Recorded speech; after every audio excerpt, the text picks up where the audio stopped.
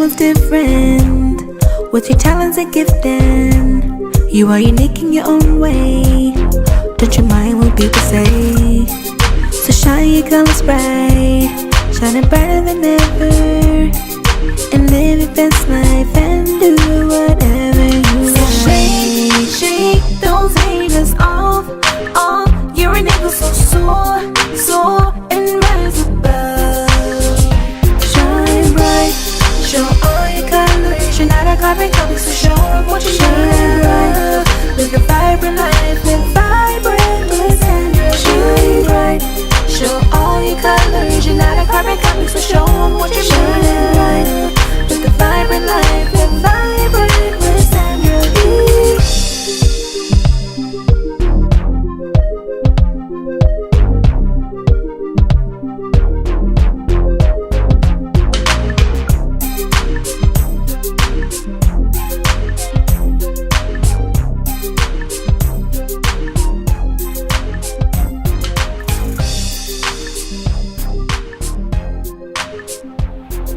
Hi, and welcome back to Vibrant. I'm your host, Sandra V. And man, I am having a fantastic time here today. Our guest again is Willard Pugh. You know him as Harpo and many other characters in several different movies. But help me welcome back Harpo. Hi, Harpo. Hello, how are you? You just like touching my hand, I know.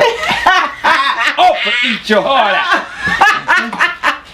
You are too much. You are too much. I am so enjoying just talking with you and fellowshipping, and so wanted to just learn a little bit more about your career. Okay. I understand that you have an NAACP award for some of your community work. That's for working with at-risk kids. I believe I got that one. Mm-hmm. And one from the Black Chamber of Commerce for seniors. I do a lot of stuff for senior citizens. Okay. Wow. So from one end of the spectrum to another, you working with the babies, and then you catching them on the other end. You gotta get back. What the Bible said, twice a child. Okay, that is now so my seniors true. Don't get mad. I just quote the Bible. I didn't say that. Twice a child.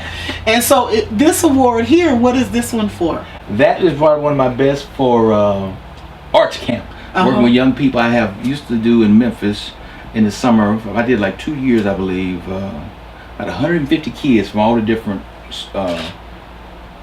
elementary to junior high, and we put together one gigantic show, and each section is done junior high to high school, or junior high, elementary, like to the high school. Everybody got a section, and then I have to put all those pieces together to make this one big show. Wow. And the year I think I got that was a year we did a show, and it was called Echoes of Truth, and the city was a little upset because they were talking about the mayor and they were talking about the police department.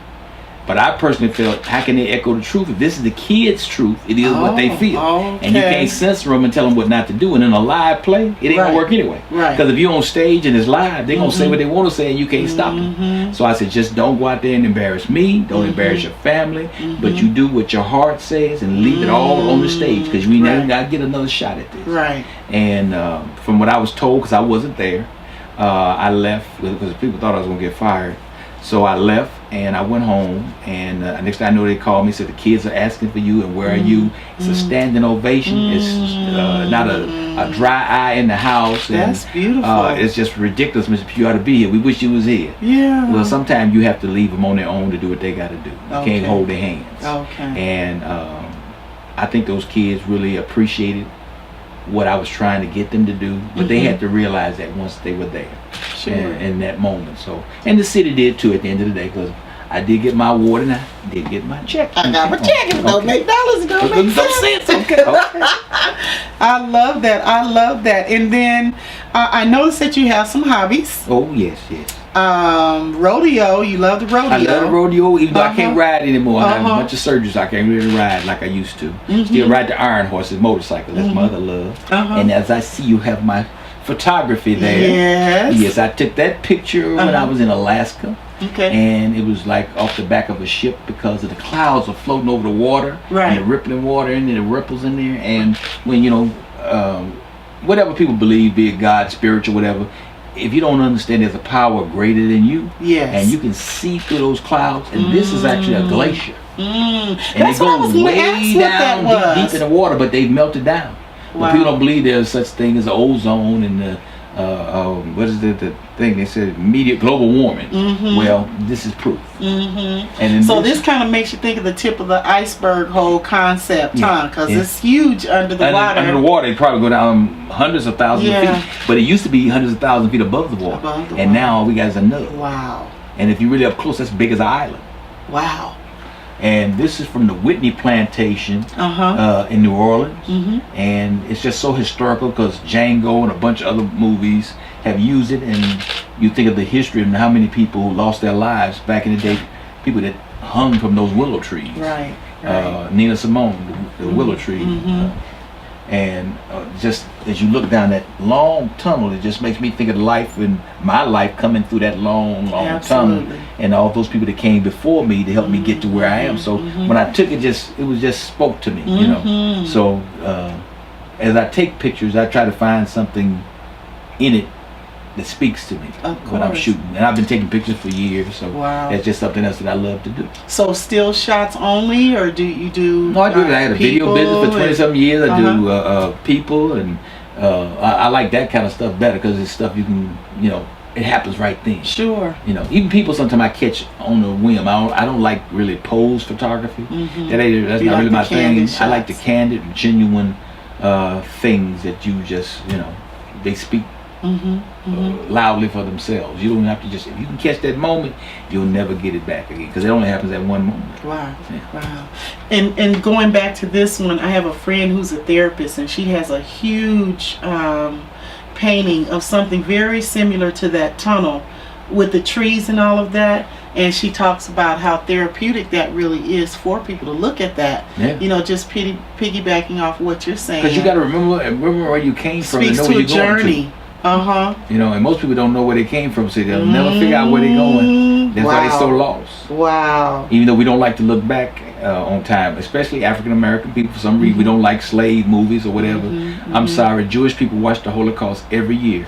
And the real reason most people watch it over and over is so they remember what not to do. Absolutely. And if you don't even remember, don't know, you didn't live through it, you can't complain about stuff you never lived through. I never was a slave. I never lived through it. I'm sorry. Don't want to. I lived through enough with busing in the 70s. I was in the first group of kids that got bused in Memphis, Tennessee. And I think even now, if you Google Memphis, Tennessee, it will probably say the most racist city in the world or in the nation. So coming up through those times where people would put baggage with, unfortunately, fecal matter, throw them at our buses, stickers with hat pins when we played football. I lived through that. And they would stick you, you know, with the hat pins when you played football. It was just a rough time. Turn the buses over, rock them till they fell over, and we were just trying to go to school and get education. And we had books with missing pages and hand-me-downs. And now people got computers and all kind of stuff, and people still don't want to go to school. So I don't have a lot of empathy and sympathy for that when people give me that line. I can't complain about what people did in the past because I didn't live through. I lived through what I lived through, which was hard enough. I couldn't have made it as a slave. We wouldn't be talking today. I'd have died, okay? Somewhere on the boat, okay? Me too. Sorry. Yeah. I can relate to what you're saying. And so those times, I think, really, they help make us who we are. But then they also remind us of what we don't want. You know, what if you don't we improve won't yourself tolerate. and better yourself, it's going to go back to that whether you know it or not. So that's the real reason that you're watching it, so you know what not to do wrong. I promise basketball players watch a game tape to know what mistakes they made in the game, so the next time they play Golden State, whoever they play, they don't do that again. But we don't want to watch how our history was. It's too painful, they say. Like some people didn't like the color purple. They said it was too painful. But I know people that watch it every day, and then when I go to beauty shops with a friend or go by somebody's shop, it's playing in the beauty shop all day long. Like it's on a loop. There was a lot of messages in that movie. Trust me, there were a lot of messages about life general, people general. It crossed color barriers. Because I've been to most of the world other than China and stuff, Spain and Europe, the Caribbean, the Bahamas, Jamaica. People, you know, color purple. They still know. Hopu, hopu. I mean, I don't care where I go, they know. So they've seen it. You know, it's everywhere. So it's transcended color because everybody has abuse. Abuse comes in all colors. It does. It doesn't discriminate. So when you look at it, I think people that watch it are not watching it just as a women's movie. Like I was I used to go to the movie theater to watch the movie with people to see how people reacted to the movie. And there was a big dude. I mean, he had to be at least 6'9", 280, 300 pounds. And I was sitting there, and all of a sudden, the guy turned back and he looked, because he was crying. And I was just looking. I wouldn't think I was looking that hard, but I said, oh my God, this guy's finna kill me for catching crying. Oh God, I gotta get out the theater. I gotta get out of here before he gets out the theater. So he looked back and he looks at me, and I look at him, and I'm looking at me, I'm like, I know he's huge. It ain't nothing good coming out of this situation. So I get up, I'm trying to get out before I know it, I get a grab from behind. Are you kidding me? And he turns me around, he said, ain't you Popo? Oh God, I was so glad he recognized me. I said, this could have went real left. Wow. But he sat there crying watching the movie because it impacted him. And he was a man. So somebody in his world, this had affected or he knew.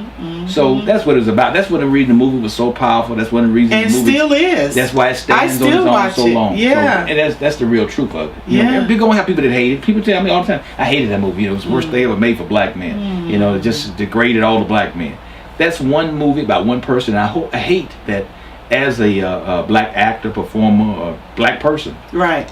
That whatever I do or we do, we have to represent all black people. You can't do that in one setting. That's a burden to carry as a black person. I cannot represent all black people. We come in all shades, colors, sizes, moral values. We're not. That's not. Nutshell people. They don't nutshell everybody else. So why are you nutshelling us? And to just speak on that, there was a lot of diversity in that movie. You had the preacher. Yes. You had, Dan my Glover playing My grandpa was a light shade of black. My daddy was a darker shade of black. My grandpa had a style of handling women. My father did. And I changed my thing. We had money when they said, oh, black people didn't live like that. Depending on where you live. A lot of the plantation people left their plantations. They didn't have no family to their servants. Right. To what they called then house Negroes. Right. They had the property, the land, and everything. They took care of them till they died. And then you had, the city guy who was Suge Avery's boyfriend. Yeah. So there was diversity there. It just didn't depict I think one even side Danny of today still owns a big piece of land in Georgia that was left in his family, like over 100-some acres. Wow. So thank God for Lethal Weapon and all them big movies. So he was able to hang on to that. Absolutely. Because these days that's a lot. Absolutely. Hey there, it's Coach Sandra V. Listen, I wanted to reach out to you because I believe that there may be someone watching this video who you are feeling the need to be heard. I'm an active listener, and as your life coach, I will provide a safe, non-threatening, non-judgmental, sacred space for you to come and share your feelings and share your thoughts. And then from there, we can put together a doable, achievable plan so that we can get you progressing in the right direction according to the life you really want to live. I'm looking forward to working with you. Give me a call and let's get coaching.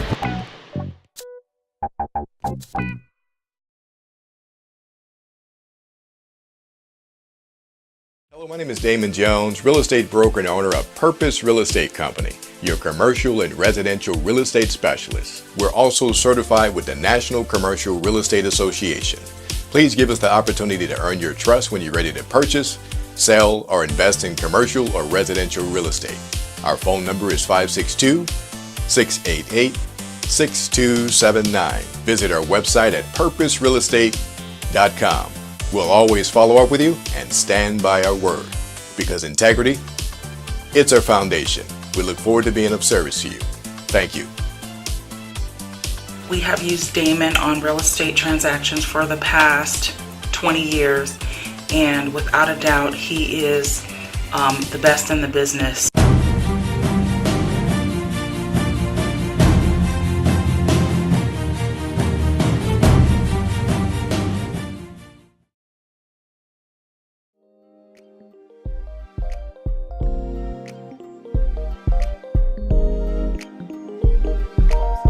So now we've been chopping it up since you've been here, and you've been talking about being retired, and I've been trying to pull you out of retirement. Yes, Lord. It's worse than a dentist. I've been pulling teeth trying to get you. You trying to get me a root canal up in here. I am. But what's on the horizon now? I mean, what do you do? Just you enjoying I'm your just enjoying life. and- I'm planning for my 60th birthday.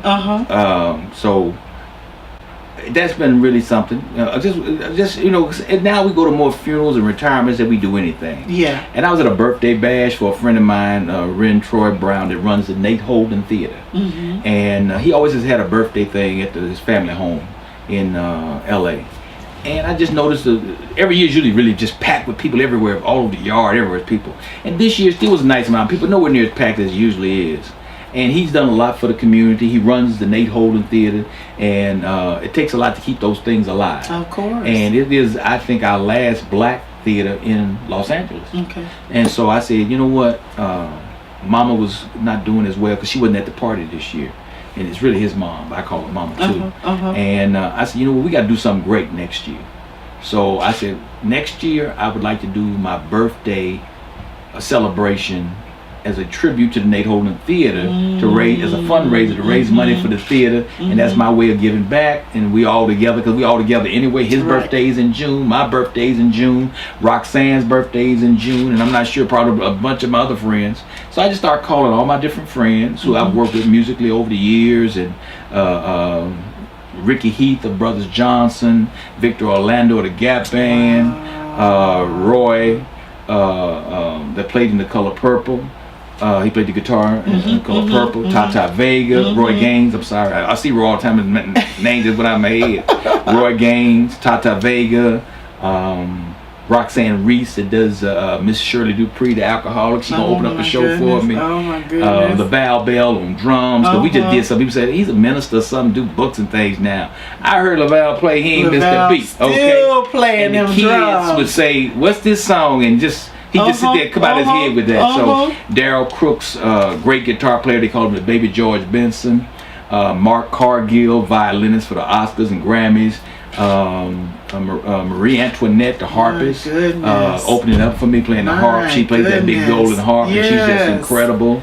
Michael Henderson on bass, Soleil Brewer on keyboards, and he's been with me since college. Some people may know him as Henry Brewer. He was with the Emotions, and he's done a lot of stuff with Larry Dunn of Earth, Wind and Fire. So a lot of them you know because of your singing career too? Yeah, I know them from singing, working on. I had a band, and we tour, and I've been with other groups. And so everybody on that stage musically, we work together, even if it's down to a funeral. I got just all kind of different friends. I just said I'm gonna call my friends and see who calls me back.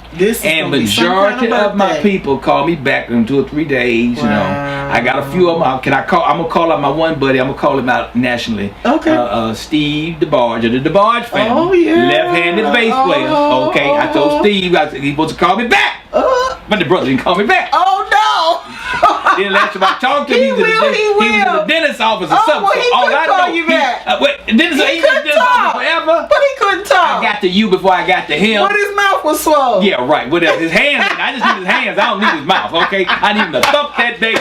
So I just reached out to people I've worked with over the years, and hopefully that so far almost everybody's responded early because it ain't for a year in advance. I try to plan way ahead because things just happen that we can't control. Yeah. So and then let's talk about that. Back in the day,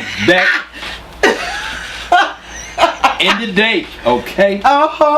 Yeah. Okay. So this was not. Is this your first album? Oh no. Yeah, I didn't think that was your first album. When I started putting the show together, I found this one.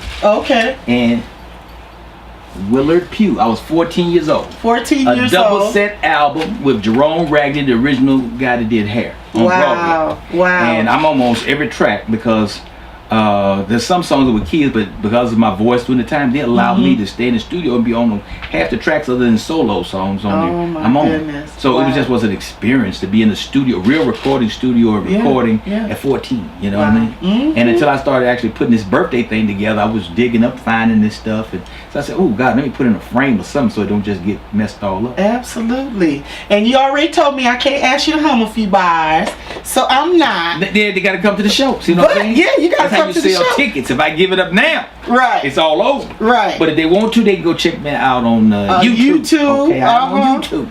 I found one of your songs so far on YouTube. You're singing I Depend on You. I Depend on You. Really, really sweet love song. And your voice is phenomenal. Well, thank you so much. Thank you. Yeah. I know. Do a lot of people know that you sing? I don't know, and I never thought about it. Because I'm sure people will be calling. I don't know. But you're retired. I'm retired. Wow, this has been great. So if you had the opportunity to just speak to our audience and, give somebody words of encouragement or inspiration, what would you say? I'm a realist. I'm not really an optimist. Uh-huh. And whatever it is that you choose to do with your life and in your life, you have to first off be honest with yourself. Okay. And most people don't want to be honest with yourself. You really got to look in that mirror and be honest with yourself. See where you are in this food chain of whatever it is you're trying to do, where you fit in. Okay. If you can fit in. Everybody like to break down the walls and make a new day. The walls ain't been broken down before you, they ain't gonna be broken down now. So you really have to be honest about where I'm going to be at your age. I mean, even just for regular jobs, we have coffee, me, Roger Mosley, some other friends. And when we talk about our age and stuff, sometimes when you're over 60, they can't legally say it. Right. When you're over 60, everybody hiring over 60 people. When they get 2 20-year-olds for half the price. Exactly. So it's a realization. So we have to accept where we are in that food chain. Certain things are not going to come to us, or we're not going to get those opportunities. Right. So just be realistic in what it is you're trying to do. And then the biggest thing you got to realize, you got to put in some work. I don't care what it is. Oh, yeah. You got to put in some work. And most people, this is a generation, I feel, more of a now, here and now, me now, service, my instant gratification, and they don't work at it, and they don't realize for years and years, man, I had to be the guy in the back until I could get up to the front. And one of my good friends, Paul Reed, is a minister now, but Paul was a singer in high school. Everybody thought he's just the best and the best, greatest singer, #1 guy. I think he's a minister now. And I stayed on the back bench, but I was in the All-State chorus, West Tennessee chorus, just like he was. But sometimes your number doesn't get called. Sure. And that's not to say less for whatever he did or better for what I did. But you don't know when your time's coming. You just got to stay ready. Can't get ready. You got to stay ready. Stay ready. Everybody sitting on the bench in the NBA gets a ring when that championship comes. Absolutely. And that's because they're ready at any moment. They got to come off that bench and play. And the same way life is, entertainment, you got to stay ready. You can't just, when it happens, no, you got to stay ready. You can't get ready. When I came in this industry, we had to be a triple threat: singing, dancing, and acting. And going through training, I learned to build sets, lighting. When I started with video, I learned all the cameras, the editing. I can do everybody's job. I remember one day on a set, and I'm dark, and the white people looked a certain way. And the guy was telling, you got to have a key light. Key light. That's the light that comes across to hit you, so you look, oh really? So I wanted to know everything. So once I know lighting, I knew sound, the microphone being on your clothes a certain way, because I got on this metal, I don't want it to keep jingling and tickling and hitting. People are like, how do you know all this stuff? You really have to become knowledgeable of what you're doing, instead of just thinking you can just do this. Right. I've had real estate and flipped houses or whatever. I can do the work. I was a plumber's apprentice when I was young with my uncle. Crappy job, but thank God now, after owning different apartments and buildings and units, it comes in handy, and I really know how to do the work. And now people can't just tell me anything, and I have to accept it because I know how it's really done. So I know that's unnecessary. We don't need this, and you added this and padded the bill so I could, pay more. So if you don't know what somebody's doing, and you don't really know the process, and you don't really understand the process, you can't just jump to the end. Not and think you're not gonna get burned. Right. And most people want the right now, this instant gratification. So that's why things like internships are important. When I taught at Chafee, I used to tell every one of my students, before you graduate, you better get an internship. And then you get an internship where you truly want to work. I don't care how far-fetched it can be. If you really want to be at CBS, apply. Because at a certain point, they got to take, interns is almost free labor, but now here they make them pay. But when somebody gets you in there almost at a free labor, they got to take you. Go for the gusto. If you want to be at Fox Sports, if you want to be at CBS, you want to be at the Tyler Perry, wherever you want to be, go to the place you really want to be. Because what they're really doing during that time period is seeing how dedicated you are, how hungry you are, how bad you want it, what you're willing to do to get this job. And then when they start weeding through people, I don't care how many applications come through. It's like now everything's on the internet. Yeah. So they can send in 10,000 applications. Yeah. And nobody want to go through all that. They said, you know what? We got this girl over here. She's been with us almost a year, intern, and she's excellent. See? We're going to see these people, but let's bring her in. Exactly. Then at the end of the day, if they got more than one spot, I guarantee you, out of 11 years of Chafee, almost every student that I ever had intern end up working where they intern. I love that. The ones that didn't was because they didn't want it or they got a better job. Right, right. But if they was in there hustling and busting their butts, they got it. It ain't gonna come by you just going to get sandwiches. You study, you watch them. Years ago, I don't know if Norman's still alive, but Norman Jewison did Soldier Story. I flew all the way to New York, my last $700, stayed up all night in a coffee shop to do Soldier Story. And then I ended up reading for him, and I was so tired I could hardly keep my eyes awake, but I guess it kind of worked for the character, and I ended up landing a role in a Norman Jewison film. But before I met with Norman, I knew all the things Norman had done. I watched all his movies, and he was impressed with my knowledge of him. Exactly. Not just coming in to do the role and, Right. and I got this down. Right. Study the people. Spielberg, I watched all the Spielberg movies. Even it was that when he did Duel was his first movie with no, and I told him, you know, originally Duel didn't have no sound. He said, what? No, it didn't have sound. The studio made you put sound on a movie. Really? Oh, see, he was impressed that I knew that it didn't have sound, because when he really made it had no sound. And if you ever watch Duel, his first movie with the truck chasing Dennis Weaver, turn the sound off. That movie is just as scary with no sound as it is with the sound and a little bit of dialogue they added to the movie. But at that time they didn't think people would sit in the movie and not So it started hear no out as sound. a silent film. Yes, Ain't that incredible. something? And look at Spielberg years later. See what I mean? exactly. Yeah. But you got to put in the work. Got to put the work. It's just not gonna happen by osmosis. Ooh, Here we go again. I'm gonna be sorry. Stop yourself. Okay. Come on back. It ain't how it ain't works. coming like that. Okay, Yeah. LeBron coming to town. Yeah. I'm gonna brush by LeBron, and next year I will be on the lake. Hey, loose his safe, like hands on myself again. Hilarious. Keeping it real, because a lot of people don't understand this. They don't understand this game. Okay. Well, thank you for having me. Yes, yes. You can shake yes. my hand Now again. Okay. I know you want to touch me. I do. You want to touch me. And now we're gonna go eat some good food. Okay. Wow, wow, wow, wow. I know you enjoyed that as much as I did. Willard Pugh has graced our show. My life will never be the same, and I know yours won't either. As I always say, you were not created to be a carbon copy.